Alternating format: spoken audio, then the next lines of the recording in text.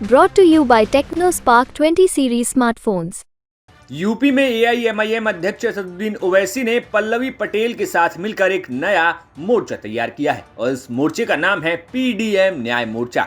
इस मोर्चे के बनने के बाद अब अखिलेश यादव सीधे तौर पर दोनों नेताओं के निशाने पर आ गए हैं। जहां पल्लवी पटेल ने अपनी पूरी प्रेस कॉन्फ्रेंस में अखिलेश यादव पर तमाम आरोप लगाए, तो वहीं असदुद्दीन ओवैसी ने कह दिया कि बताओ मुरादाबाद में क्या हुआ। मुरादाबाद पर सवाल खड़ा करते हुए कहा कि एक बार जाकर एसटी हसन साहब से पूछिए कि आखिर उनका पर्चा दाखिल करवाकर वापस क्यों ले लिया गया। मुरादाबाद में क्या हुआ? मुरादाबाद में डॉक्टर एसटी हसन साहब उस पार्टी के लीडर थे लोकसभा में, और इतनी उनकी बेइज्जती की गई, इतनी बदतमीजी उनसे की गई। एक मिसाल जो है तो बहुत लंबी फहरिस्त है कि आपने दो कैंडिडेट्स को टिकट दे दिया, दोनों को बी फॉर्म दे दिया। मेरे अल्फाज नहीं है, डॉक्टर साहब के खुद अल्फाज नहीं है, तो इससे क्या मैसेज जा रहा है? आप देख लीजिए फिर रामपुर में क्या हुआ।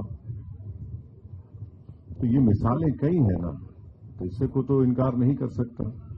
यार हम नहीं कह रहे हैं, बल्कि वो तो डॉक्टर साहब कह रहे हैं, रामपुर के उनके जिम्मेदार कह रहे हैं। ये हकीकत है, इसे कोई इनकार ही नहीं कर सकता।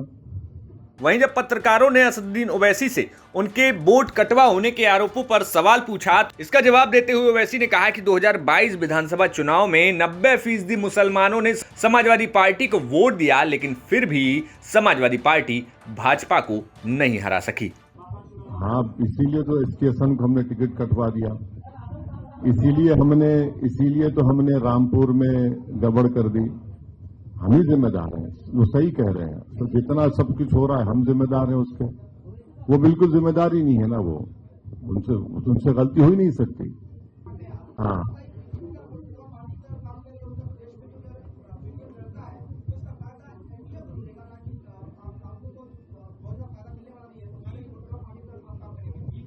अच्छा, तो 2022 के असेंबली के इलेक्शन में 90% मुसलमानों ने वोट दिया, और क्या नतीजा निकला? 90%। क्या हुआ? 90%। हाँ, 90 बोलिए, उर्दू में 90 बोलते हैं, 90 चलिए 90। क्या नतीजा निकला उसमें? अभी हालिया दिनों में मैंने मिसाल दी, मुरादाबाद की मिसाल आपके सामने रखी, रामपुर की मिसाल आपके सामने रखी। ये कैसे हुआ फिर?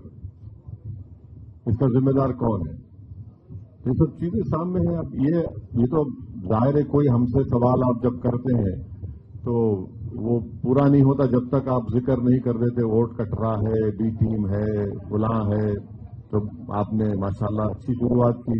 अब विधानसभा चुनाव के बाद लोकसभा चुनाव में एक बार फिर असदुद्दीन ओवैसी उत्तर प्रदेश की सियासत में अपनी धाक दिखाने के लिए तैयारी कर रहे हैं। ऐसे में देखना होगा कि ओवैसी कितना कुछ कमाल 2024 के चुनाव में कर पाते हैं। लखनऊ से संतोष शर्मा की रिपोर्ट, यूपी तक।